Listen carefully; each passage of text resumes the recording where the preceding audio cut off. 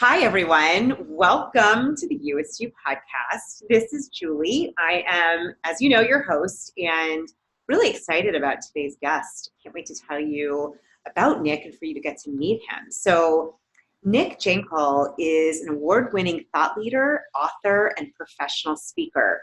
Nick is the founder and CEO of Switch On Now. Nick has advised organizations like Number 10 Downing Street, Kellogg's, HSBC, Microsoft, and WWF. He's hosted a network TV show on BBC. You're going to love his accent. And has been on the BBC World Service, CBS, and Hay House Radio. He has appeared in The Economist, The Guardian, and The Financial Times, and has taught at Science Po, Oxford University, and Yale University. He received a triple first from Cambridge University in medicine and the history and philosophy of science. You can learn all about Nick after this interview at switchonnow.com. Most importantly, though, let me introduce you to Nick and just say to you, Nick, thanks for being here. I'm psyched to talk to you today. Yeah, it's great that we could make it. Looking forward to getting into it. Absolutely. I know we're a little bit of a different time zone. And so for you, I know it's a little late, and thank you. Thank you for doing this. So tell us, for those that are new to you and what you do, I always like to ask the question about, this idea of being your You-est You, your best you. Just a little bit about maybe what that means to you, and then it'd be kind of fun to look at a little bit of the journey, how you've gotten there. Okay, so the You-est, or the Me-est Me, has taken a long time to get to, actually, and the book I've just published tells a story of just how long and hard it was, and it wasn't obvious and it wasn't clear at the time. So obviously, looking back, it's much clearer. So there are a number of sort of accelerators into my life, but what I've come out at is I spend most of my time doing two things. And when I'm doing these two things, I tend to be in my sweet spot. And there's things we can go into more about how to decode what happens in those moments, flow states or whatever you want to call them. And they are either talking like this, speaking, recording, presenting, hosting, sharing, teaching, holding space for people. That's like kind of one area. It's taking me a long time to show up there in that way, in the right way. Not too much of me, but not too little of me. And we can talk a bit about that in a second. That's a big area. And then the other area is if I'm writing. So writing ideas, writing books, writing articles and things. So if I'm writing or if I'm speaking, I usually am in a place where I'm serving people in the way that I have the skills I have that are unique to me. And then maybe any other one that I think is worth mentioning is if I'm dancing. Tell us more. That's usually a good thing. Usually means I'm in a good place. It's not so useful for other people, but I like it. So those are probably the actions that are happening when I'm most in my sweet spot. And tell a little bit. So, maybe I think it's very easy to read your bio, your credentials, and think, Nick has it made. It's always been like this. Maybe you can share a little bit about some of the bumps or some of the things that you had to go through to get to this place. Because I think I really want our listeners to know that every human being, no matter how much they're crushing it or loving their life and doing wonderful things, that there are rough moments too, and there are dips and turns. So curious to hear a little bit about that. I would say it's all been dips and humps, apart from a few moments of plateau where it's been easy for a week or two. And in fact, that's core to my work in transformation, is to understand that process of transformation. It has an arc to it that if we understand it, doesn't make it necessarily any easier, but it makes it more clear, and we can preempt things and we can speed things up a bit. So that's a general rule. So I'll tell you a kind of key moment for me, a kind of key turning point in my life. And just to make a point of that, the word turning point, the Greek word is crisis. And so when we're in a crisis is really a moment to go, okay, maybe there's a different way. And so a crisis I had that relate in this book was, God, where am I now? 15 years ago. And I was, to all external viewers, crushing it, I think would be the term, Silicon Valley term. And I was 29 years old. I had staff, like quite a large staff. I ran my own company. We were working with very sexy brands. It was a marketing and branding company in London, working all over the world, working in San Francisco, working in LA, working in New York, working in Japan. I had money. I was a multimillionaire on paper. I had a beautiful girlfriend. I had a nice apartment. So in all intents and purposes, is what people think is the life. That's the thing that we're working all these hours for. But actually, I had nothing. Is really the secret to that moment. And I realized that all the things I wanted inside me, I didn't have. Peace, inner peace, sense of purpose, clear purpose, not just doing some good, but just really boom, clarity. That didn't have that.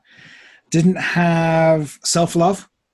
Didn't really have safety in a relationship. Didn't really have deep connection, intimacy. So none of the things I now have, which I now look back and go, wow, I am the luckiest man on earth, which I think most days now. And there are some days when I don't think that, or some hours in the days when I don't think that. But some point, I usually get back to that point by bedtime. And that's what propelled me into a very committed journey into spirituality that's taken me 15 years. And up until that point, I was very anti-spiritual. I was a scientist and a hipster, I would guess, in London, and cool and all that stuff. And it was very important to me, all those things.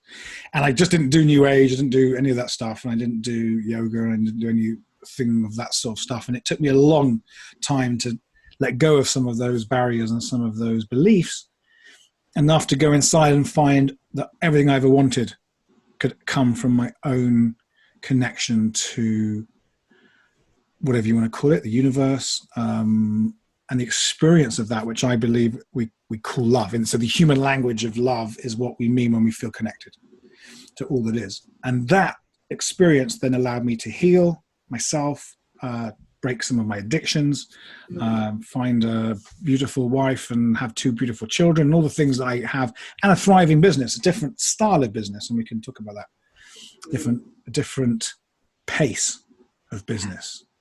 But that was the biggest crisis of my life. And I had burnout, and I was depressed, and panic attacks and all the stuff. But since that point, I haven't had anything like that since 15 years now of committed work. And I mean committed, I mean every day, multiple times a day.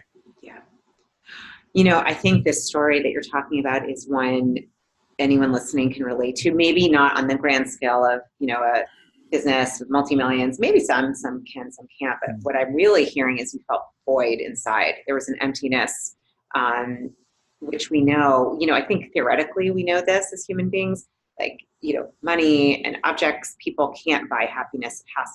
It has to be blossomed, grown, developed, nurtured, nourished within. I think it's what I'm curious about. You said so many things I'm curious about, but one of the things, this thought about how did you build? You talked about you were lacking peace and purpose and self-love.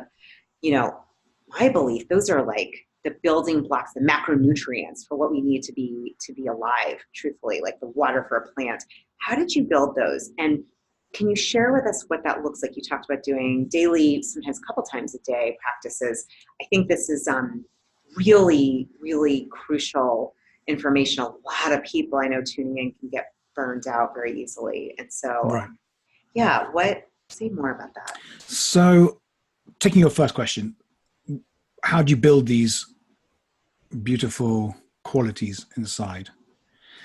And actually, I believe it's the flip question is really more accurate. How do you let go of whatever's stopping you having those qualities inside?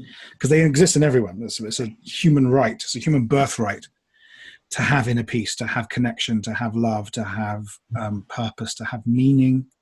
They always exist in us, but we can't access them when we are blocked with what I call patterns. So a pattern is a feeling, a thought, a behavior, all 3. designed to protect us at one point and now no longer protecting us, but actually holding us back, stopping us understanding ourselves, stopping us feeling present in the moment, because we're not in the moment. We're in a pattern. We're in the past, essentially. And so the work is less about finding the stuff within. It's more about excavating the blockages and the sediment and the layers. And they're endless. I mean, I'm 15 years on, and I mean committed. This is my life. This is my life's work. My wife does the same work as me. We are uber committed. And every day I'm like, oh my God, another thing I've got to look at because it's not working anymore. There's always more layers and layers and layers of blockage. But and another flip metaphors mid-sentence, imagine there's a light with a lens on it. And the light is the universe. The light is everything. The light is all that is Brahman, oneness, take your pick. And then we're the one version of that, one lens of that. And the lens gets really misty and scratched and covered in stuff. So much so that at points when you're in your lowest, you're like, there is no light in me. You could really call depression a total blurring of the lens so that you don't actually believe there's any more light left, possibly in the universe. I mean, that's what I felt at some points in my life. It's all the light's gone. But then by every time you heal something and go inside and heal some more and cry and grieve and release more, you wipe a little bit of the lens, and eventually you realize there's a lot more light than there used to be. And then you're like, wow, things have really shifted for me if you look back upon me 2 years ago or 5 years ago. I mean, I'd already done a lot of self-work when I met my wife, Alison. Actually at Wisdom 2.0, this conference in California, which I've just seen as 10 years on. So it's a great conference. Yeah, I'd already done a lot of healing, and I'm definitely still the same guy, right? But I also don't recognize myself. Even from last year, I'm a different version of me. I'm a more me than I've been ever. Like this moment, as we're speaking, is more me than I've ever been. And what I mean by that is more who I was always meant to be, my character, my true essence. Not the personality that went on top that you think you are and people think you are, which is the cool guy, the clever guy, the successful guy, the funny guy, the smart, the whatever those things are. As I let go more and more and more and realize I don't need them anymore, I become more me and I'm more relaxed. And it's still going on. It's not like it's stopped. It's happening. It's live. I love it. No, I love the metaphor with the lens, and it just makes me think of that all the time. Like we are looking through our lenses, and so this idea, what I'm hearing you say, is just wiping that lens. When you start to do that, you can feel the light, see the light. I also love what you said about, and I agree wholeheartedly that this is these qualities, these things that we're looking for already are there. And that's part of what you did, was to excavate them. Are there some practices or rituals or things that you do? I know you mentioned, I want to come back to patterns, transformation. There's some other things you said, but I do, just to connect the dots for those that are like, okay, great, they're in me, I don't feel it. How do I excavate that? Because I can imagine listeners being like, that's awesome. I don't feel self-love right now. I'm not feeling very peaceful. This happened at my job, or my husband said this, or my daughter did this, or whatever. So I'm curious, what has helped you to excavate those things, and what can you share with our listeners about that? I just want to also be clear, as a professional teacher, wisdom teacher, I have moments where I'm like, where's it all gone? Where's the light gone? Yeah. I was here yesterday. Yeah. 7 a.m. It's grey outside. I'm tired. I didn't sleep well, whatever. Where's the light? So it happens all the time. So the question is not to get rid of those experiences. The quest is to understand them and why they're there, and then be able to move through them quickly. So it's not about denying yourself the richness of life's bumps and valleys, such as buyer beware. There is no perfect life and there's no perfect solution. Anyone tells you there is doesn't have the right solution for you. So that said, there's lots of practices, and the key tip in the word practice is the word practice. you practice. It's not something you do once. You go, I went to Peru, had a Brilliant. experience. I am cooked. Thank you. It's daily, hourly.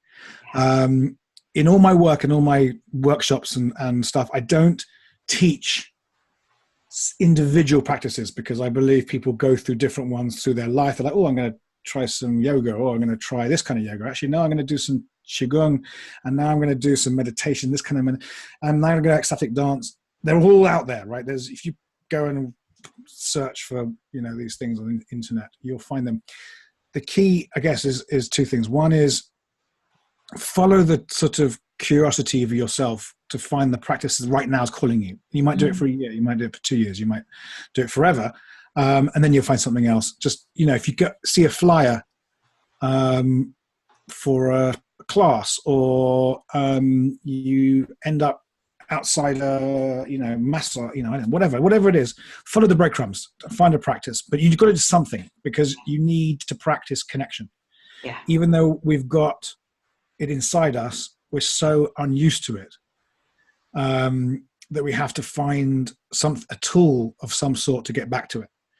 So the only one I do teach is a kind of, I guess you'll call it a kind of embodied dynamic meditation, which involves really feeling into the body, really feeling into the experience.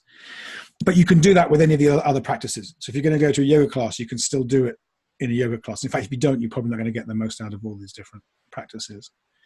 So that's one thing. And the second thing is also to understand the journey of transformation, so that you can use these practices for what they are intended to do, not for the practice itself. So for example, yoga, according to Patanjali and the Yoga Sutras, is a practice to get to a point of physical well-being that we can then meditate for hours without pain getting in the way of our meditation. So that bit at the end of a yoga class, that shavasana, is the bit. That's the bit we want to get to. So don't shortchange yourself of that bit. Now I'm going to go and grab a latte. That's the bit. So the whole class is to get to that bit. And so it's important that we use these tools not just for bliss and joy, and they are blissful and joyful, but to bring our dark materials, our shadow, our pain into those places, and allow ourselves to use these tools to grieve, to let go, to release, to have the transformational movement, which is available honestly in every minute of every day. There's a transformational movement that's natural, that happens in every situation. If you can get yourself into the right space, the release will happen, and you will let go of something. It could be small, could be huge. You might end up crying in the middle of the subway. It happens. Happened to me. It's really great. That's powerful. And I want to actually come back to a couple things, just to like what you said about, I love that, the practice. First of all, what I'm hearing is let it choose you. Let it choose you. And it's a practice for a reason. We keep practicing it. It made me laugh a little bit when you talked about yoga. I remember when I started practicing, God, this is like probably 15 years ago. Honestly, it's become a really beautiful part of my connecting to myself. And the thing that I hated the most was Shavasana. I hated it. I was like, I don't sit still. That was like the girl that was like, put my mat away. I like hustled out. I'm like, gotta go. I'm so sorry. Go get a latte. I was like, oh God, that was so mean. I'm sure there are people listening there like, that's not a lot of people have that. A lot of people don't like that bit, because that's the bit where you have to be with yourself. Right. Today, I'm like, when do we get to do that? Like the other day, I gave myself permission. I did probably 40% of the class, and 60% I did in Shavasana. For me, that was huge. And I love what you said about, really, it's like bringing, whether you're on the mat, whether you're sitting on a chair, bringing your whole self there and allowing yourself to feel. The other 2 weeks ago, I don't know what happened. I think just moving through feelings, seems to happen in yoga when I'm moving. I got, it was luckily a very dark room, which kind of helped and probably felt very, comforting. And I just started bawling. I don't even know why. And I think later I did some looking at it and I had a sense, I love what you're saying about, as humans, that's part of how we express. That's to be expected. Oh, it's the natural way if we allow it. Yeah. And And I love that you're a male and saying that. If I could just, well, I think men, it's changing. I think Yes. we're taught that as much. I think some women were not. And to me, it's like very refreshing and lovely to hear that. So in the transformational blueprint that I teach, the feminine comes before the masculine. The release, the letting go, the surrender. Yeah, say more about that. I was actually just about to talk about divine feminine. So we're on the same wavelength. Talk more about that. So I have identified through my work lots of different strands coming together: philosophy, history, science, spirituality, a journey that we make in transformation, and it can happen in literally 3-4 minutes, or it can happen over a lifetime. There's small versions, big versions. It's somewhat akin to the hero's journey. You can map the hero's journey, the work of Joseph Campbell and other students of myth. You can map it onto this. And if I draw it backwards for me, but hopefully frontways for you. So you start over here with some kind of challenge, issues, frustration, stuckness, stress, worry. And you want to get over here, a place of freedom and joy and relaxation. And the temptation is you want to go like this. You want to go quick, short, linear, efficient. And by the way, it's the same as a business. You want to be here, you want to be here. Yeah. The transformation curve, as I call it, says, well, before you get here, you have to go down. And you have to go down, you have to identify what's going on, patterning, release. You get a moment of presence down here where you just are quiet or hot, but just empty of pattern. Then you get an epiphany, a breakthrough, and then you spend some time embedding that breakthrough, embodying it, practicing it, becoming it, and then eventually you become this transformed version of you in that sphere of your life. You've got limitless versions of these going on. Yeah. And so some of them are massive, like becoming committed. You might be a massive 10-year transformation curve with lots of little ones on the way. I called that girl back even though I didn't really want to, and then we dated for 3 months, whatever. There's lots of little versions. Yeah. But the irony, the tragic comedic irony of life is that you have to give up that bit first before you get the cool stuff. So the masculine's like, when I can go up here. The feminine is okay with surrender. Yeah. And so another way of saying that is, if you want the new relationship, you've got to give up the old one first. You can't try and jump ship. If you want a new job, that amazing, purposeful job, you've got to be willing to give up the current job and all that comes with it. To have freedom and space, which is terrifying, can be. And there's this constant movement between release, receive, release, receive, release, receive. And it never works, receive, release, receive, release. It's always the other way. So the work of transformation is really more about safely being able to go down into ourselves and surrender and feel safe in the unknown and uncertain rabbit holes that we go down. Because all the big ideas and stuff come more naturally, can actually come very naturally from underneath us, from within us. Purpose, all that stuff. It's all waiting to burst through once we release. And it's probably the most important thing I've learned in my life. It's like the thing that I know more than a lot of others. It's like my bit of knowledge and I only learned it actually more from leading companies on innovation journeys. And then I realized, hold on a minute, this is very similar to what happens in me when I do coaching and coaching others and being coached. And then I was like, over a period of a few years, it went, and I saw it everywhere, books about it, research about it, science about it. So it's really important to know that. And you've got to let go before you get the cool stuff. That's so great. I think, it's so pertinent. I think there is a shift going on in our society, in our world. We've tended to live, I think, in a very masculine, focusing, pushing, making things happen, action, which is important. And what I hear you saying is men and women, we have both. But what you're saying, and I'm in agreement with this, and it's actually been a practice for me in the last few years, is really learning to do that feminine aspect of being still, receiving, being in the in the quiet, the releasing, like you said, you have to release before new comes in. And this is so wise. I think anyone listening, male, female, we both, to assess, where are you? Like you could assess, where are you? Yeah. Like if you're too much feminine, then you're a dreamer who's visioning amazing social enterprises there, change the world, but nothing happens. Right. There's no hustle. And you need some hustle. If you all hustle, believe me, I was 12, 15-hour a day hustle, 6, 7 days a week, burnout, breakdown, nightmare, horrible man, horrible boss, horrible everything. Yeah. And life's challenges, life's great challenge. And that's the reason why the book is called Spiritual Atheist, because they seem opposites, but actually they are one thing that you can bring together. So purpose and profit, they seem opposites, they're not. You have to bring them both together in your business. Feminine and masculine, you need to bring surrender and release and quietness and connection. But you've also got to get stuff done and do stuff and not just go, oh, hopefully someone else is going to do the yucky bit. And bringing those two things together is wisdom. That is the kind of, if you ask me what definition of wisdom is, it's bringing seeming opposites together, harmonizing them within your body, in your being.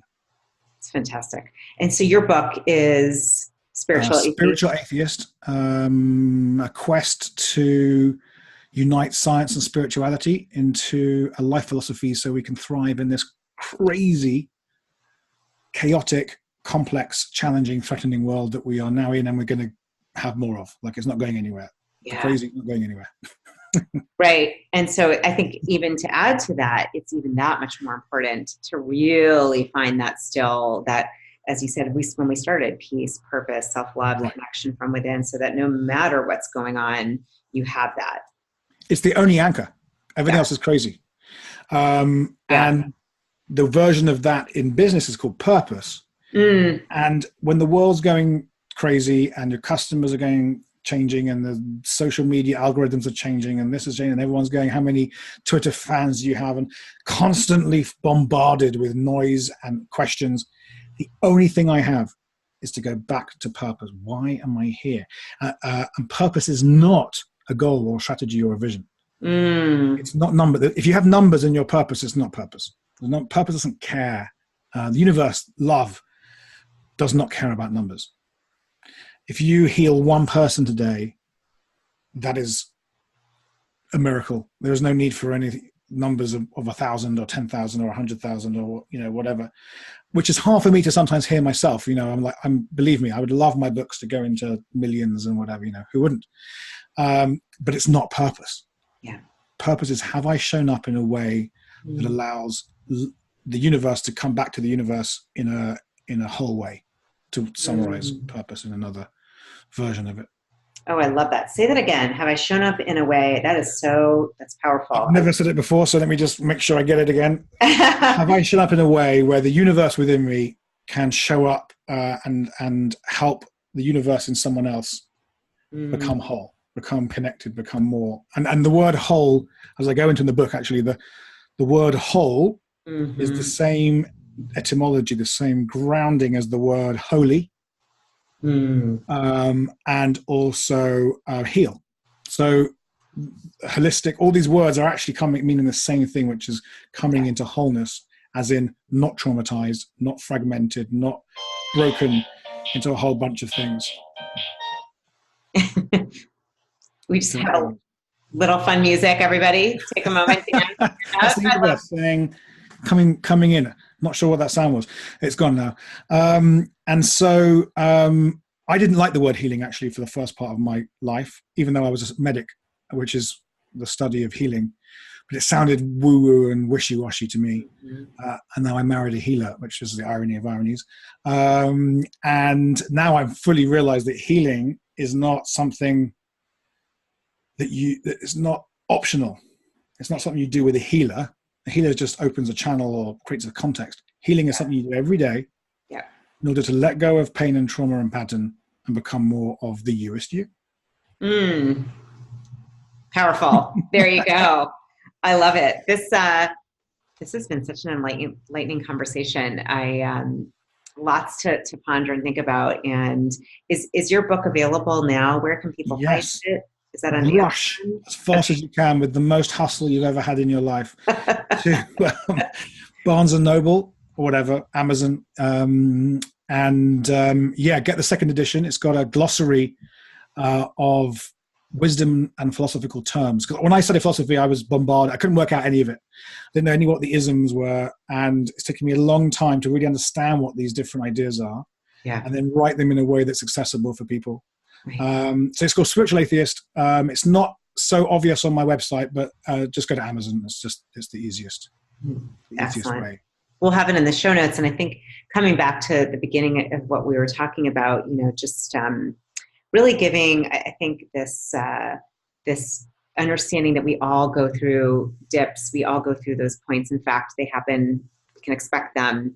It sounds like you've really gotten so connected to your You-est You, to your authentic self. And to me, that's one of the biggest gifts in the world, is to live in that way where then you can be a light, you can be an inspiration and share with others. And clearly you're doing that, Nick, and so appreciate you being here today. I always like to end with just a question or two, one random question or two. Is there, because we haven't talked any questions here, is there a quote or some sort of something you say to yourself often that inspires you? Maybe something to share with before we end. Well, I mean, you mentioned it really at the beginning, and it's a practice that I'm really working on is gratitude. And I mean that not in a kind of easy Gwyneth Paltrow way. I mean, like, in the moment of just this moment, wow, beautiful. I've got a child, I've got a business, I've got a body that doesn't have awful pain in it. I've got just really getting clear that this is it.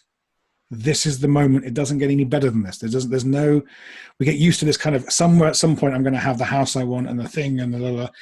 Maybe not. And I've got to an age now where, I mean, I'm just going through the loft of our house and finding things that I bought what seems like yesterday in my 20s, and I've had them for 20 years, like this painting or whatever. I'm like, this is it. There is no other bit. This is it. You're sitting in the movies with your partner, on your own, with your kid. This is the best life gets, because you've got it inside you. And that's for me, my current practice is just fully getting that there's nowhere else to go but here, now, and relish it. And just really get that moment in its fullness. Oh, fantastic. That's so fantastic. I love that. Really, really understanding the fullness of the moment right now. That's so great. Fantastic. It has been such a joy and pleasure to meet with you today and speak with you. I think there's such wisdom in what you shared, and thank you for what you're doing in the world and your words of wisdom and sharing vulnerably. Really, really appreciate your You-est You. Thank you so much.